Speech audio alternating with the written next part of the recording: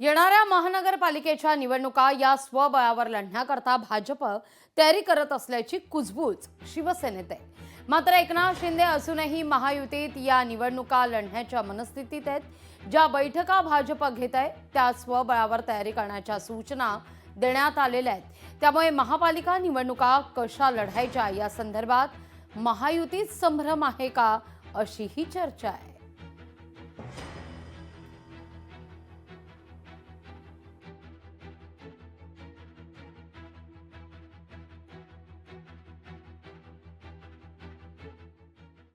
भाजपनं मुंबई महानगरपालिका स्वबळावर लढणार आहे अशा पद्धतीचं कुठं सांगितलेलं आहे। शेवटी पार्टीमध्ये आम्ही चर्चा करत असताना स्वतःच्या पार्टीची ताकद वाढली पाहिजे, पक्षाची ताकद वाढली पाहिजे, म्हणून स्वबळावर जरी वेळ आली तरी लढलं पाहिजे ही भूमिका घेत असतो।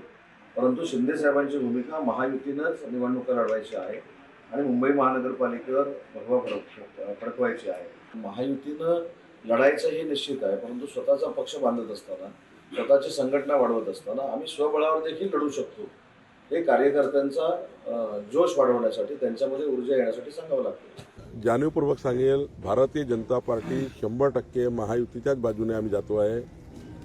पण काही ठिकाणी स्थानिक लेवलला ह्या निवडणुका असल्यामुळं स्थानिक युनिटचाही विचार करू। शिवसेनेचं स्थानिक युनिट आहे, राष्ट्रवादीचं स्थानिक युनिट आहे, भाजपाचं युनिट आहे।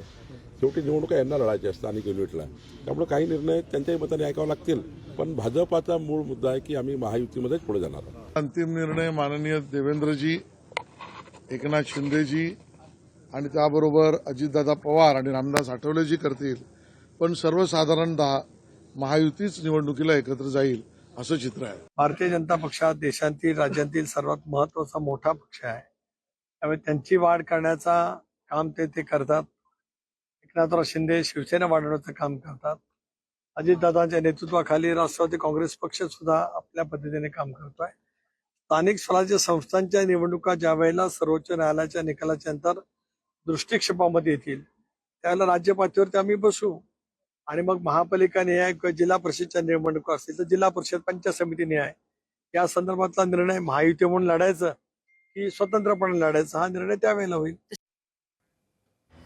या सगळ्या संदर्भात संजय राऊत यांनी काय प्रतिक्रिया दिलेली आहे तेही पाहूया।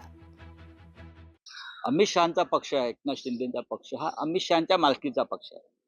अमित शहांना जे हवे तेच ते बोलतात। एकनाथ शिंदे यांचा कोणताही पक्ष नाही। अमित शहानी शिवसेनेतला एक गट फोडला आणि जो गट शिंदे यांच्या ताब्यात दिला तो अमित शहांचा पक्ष आहे। अमित शहानी त्यांना सध्या चालवायला दिले। अमित शहा दुसरी काय भूमिका घेणार? जे महाराष्ट्राचे शत्रू आहेत, दुश्मन आहेत, तेच मराठी माणसासंदर्भात अशी भूमिका घेऊ शकतात। लोकशाही मराठी ऐका, पहा, जागरूक रहा।